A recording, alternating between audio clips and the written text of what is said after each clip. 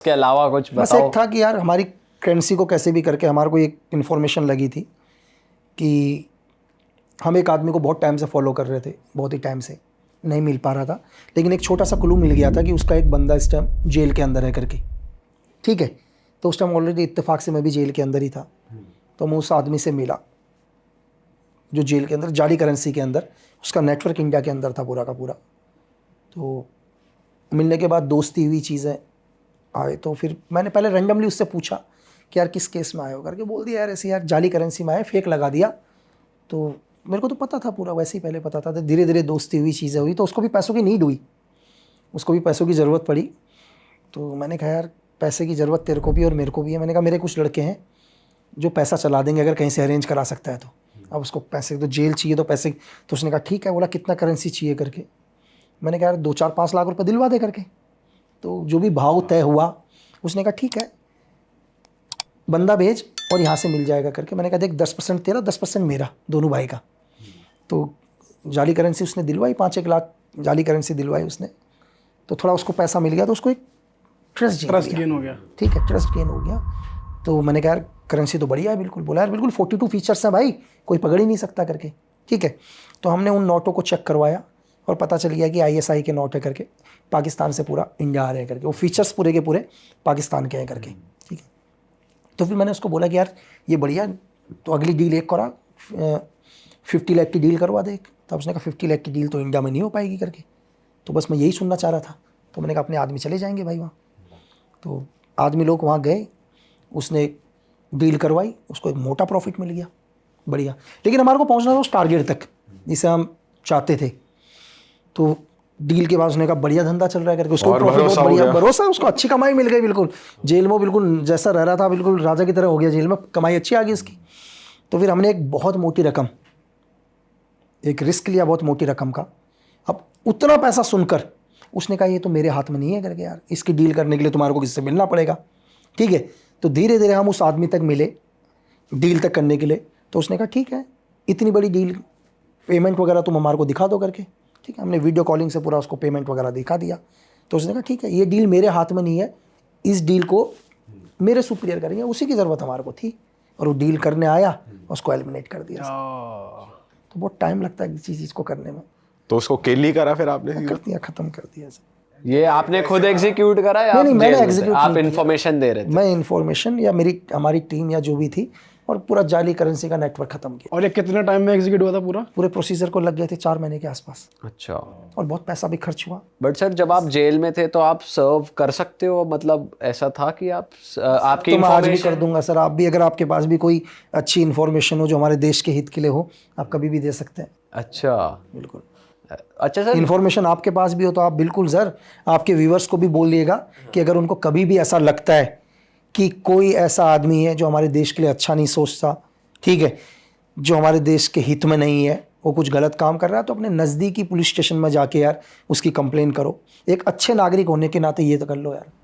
सही बात है। ठीक है, तो ये कभी ना सोचें कि आप सेफ हो, क्योंकि आतंकवाद कब आपके दहलीज पर आएगा आपको कभी नहीं पता चलेगा यार। सर वैसे एक स्पाई और टेररिस्ट का जो माइंडसेट है वो बिल्कुल सेम होता है क्या?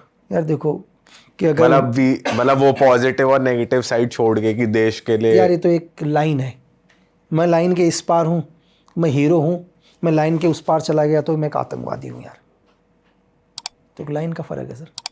बाकी सब वो सेम ही है कि भाई देश के लिए मरना और नहीं देश। देखो, एक स्पाई जो है वो कभी इनोसेंट को नुकसान नहीं पहुंचाएगा। एक आतंकवादी उसको करना ही दहशत है, चाहे हजारों लोग मरें।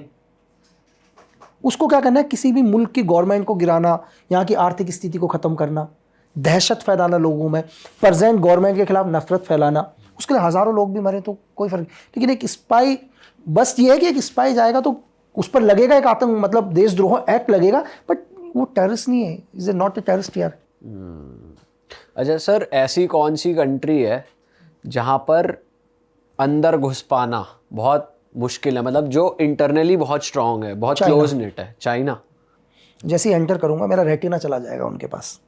मैं गाड़ी के अंदर भी जाऊंगा तो उनकी एजेंसी को पता चल जाएगा एक नया आदमी मेरे देश के अंदर आ चुका है करके।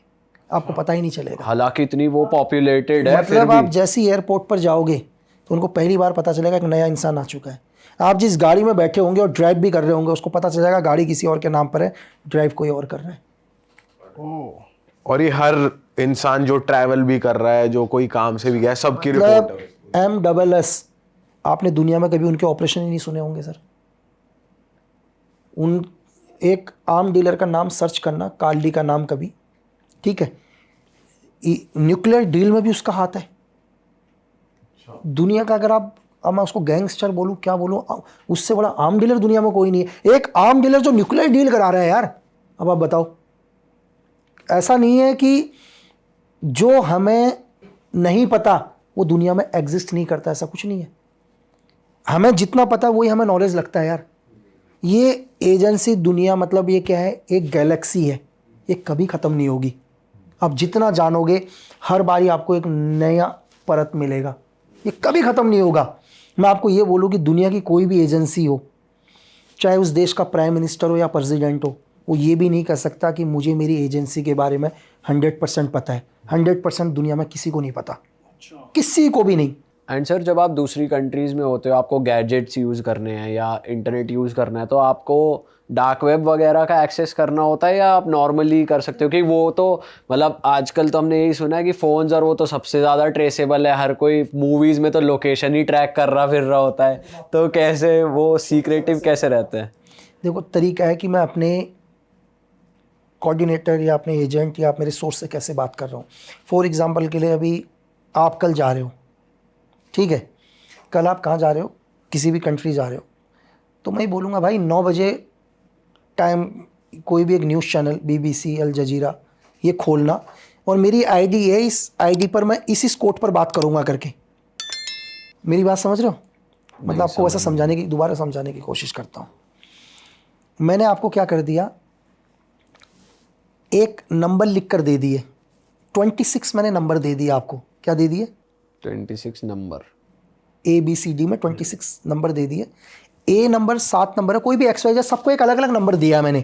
मुझे पता है कि L का नंबर क्या है, U का नंबर क्या है, ये सिर्फ आपको और मेरे को पता है, ठीक है। L नंबर क्या है और U नंबर क्या है, वो आपके पास डाटा और मेरे पास डाटा है, ठीक है। अब मुझे आपको कोई मैसेज देना है तो मैंने, और मेरी आपको आईडी पता है, यूट्यूब आईडी भी XYZ, मैं अल जजीरा में आपको नॉर्मली नंबर भेज रहा हूँ, आप वहाँ पढ़ लोगे सर। हज़ारों तरीके हैं, लाखों तरीके, कहाँ ट्रस्ट करोगे यार। मैंने आपको 5-6 नंबर बोले, आप उन नंबरों को अपने साथ मैच करोगे, एग्जैक्ट मैसेज आपके पास आ जाएगा। और थोड़ी देर के बाद उस मैसेज को डिलीट भी कर दूंगा यार, 2 सेकंड के बाद, 5 मिनट के बाद पूरा मैसेज दे दूंगा। हज़ारों लाखों तरीके हैं, आप सोच भी नहीं सकते हो।